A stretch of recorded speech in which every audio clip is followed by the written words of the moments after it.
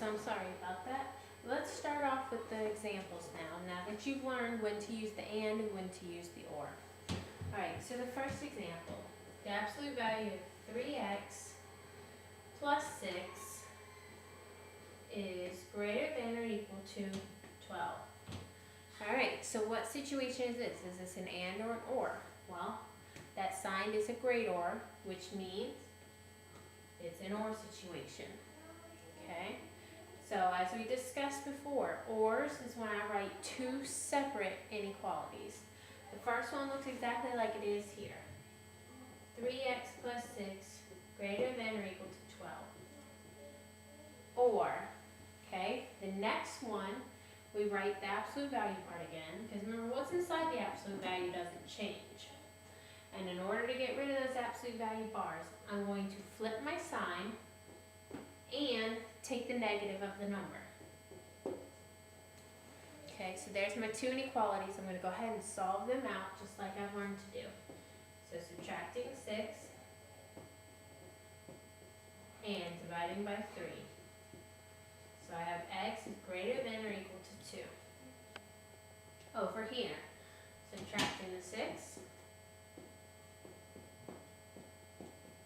and dividing by the 3. Okay.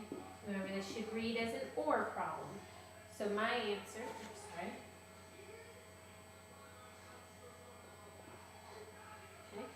So my answer should read x is greater than or equal to 2, or x is less than or equal to negative 6. That is my answer. And just for practice, if we look at this on a number line, okay, this one says x is less than or equal to negative 6, so I have a closed circle, less than, and over here, greater than or equal to 2. And remember, what should an or look like? A going out situation, and this is going out, so we are good.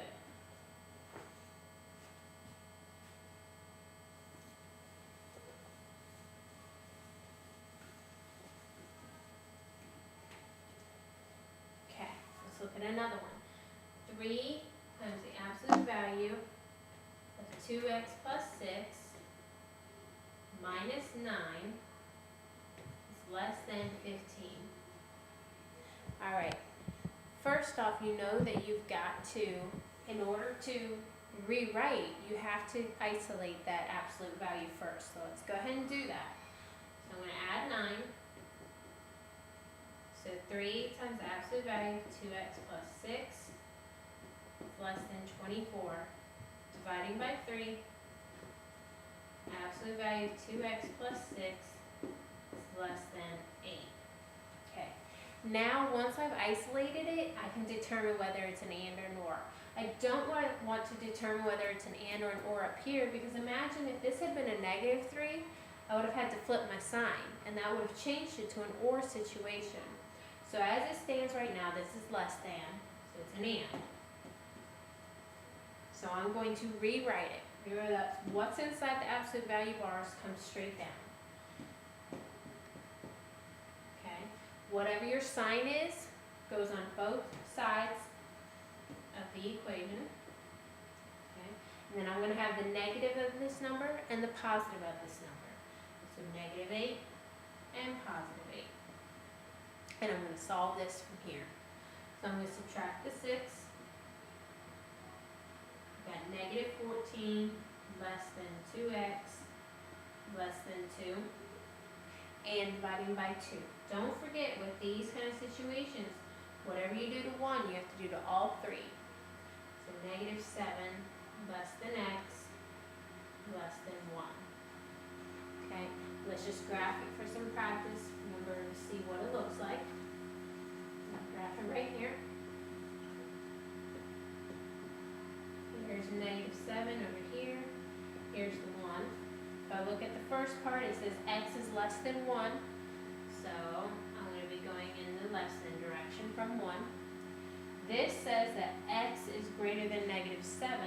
So at negative 7, I'm going to be greater than. So this area in between, which if we remember, an and situation is in between situation. Okay?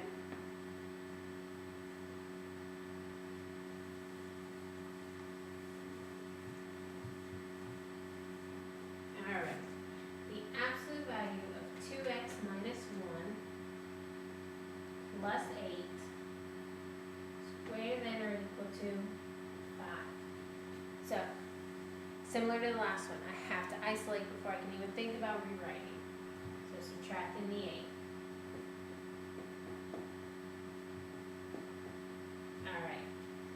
Here's where I need to stop. Now, it's not exactly the same as when we said the absolute value is equal to negative 3, it cannot occur. I've got an inequality here, so I got to think about what it's saying. It's saying that the absolute value should be greater than or equal to negative 3. Well, if you think about that, absolute value should always be positive, right? Which a positive number is greater than negative 3. So this is always true. So in this case, this is an all real solution. Okay, and I wouldn't even necessarily need to go any further, but I'm going to show you in a minute how to work it out and see on the graph what it looks like. But just a little side note before we do that. Okay, if the absolute value of x is less than or equal to a negative number, I cannot be less than or equal to a negative number for an absolute value. Okay, because remember, absolute value must be positive, it cannot be negative. So that means that this is always a no solution.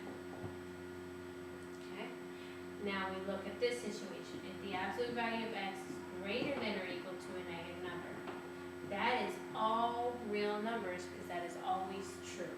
Okay, you must always be less than or greater than or equal to that negative number. You actually must always be positive.